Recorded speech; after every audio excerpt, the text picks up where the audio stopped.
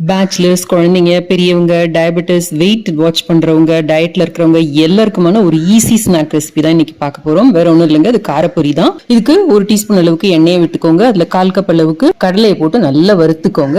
கூடவே 5 கருவேப்பிலை இலை போட்டுக்கோங்க. 1/2 டீஸ்பூன் கடுகு போட்டுக்கோங்க. 1/2 டீஸ்பூன் வெள்ளை எள்ளு போட்டுக்கோங்க. அது நல்லா வாசனையா இருக்கும்.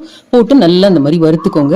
கடலை நல்லா முறுமுறுன்னு வர்றப்ப ஒரே ஒரு பூண்டை இப்படி நல்லா கிரஷ் பண்ணி அதுல சேர்த்துட்டு அடுப்பை ஆஃப் பண்ணிடுங்க.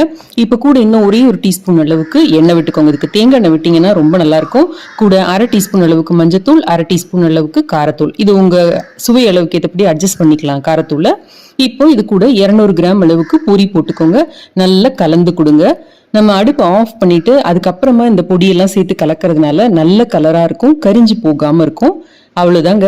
இதை ஆற வச்சு எடுத்து ஒரு கண்ணாடி பாட்டில்ல போட்டு வச்சுக்கோங்க. நினைச்சப்பெல்லாம் எவ்வளவு வேணுமோ சாப்பிடுங்க. அன்பா இதை உங்களுக்கு செஞ்சு கொடுத்தவங்களுக்கு ஒரு நன்றி சொல்லிட்டு என்ஜாய்.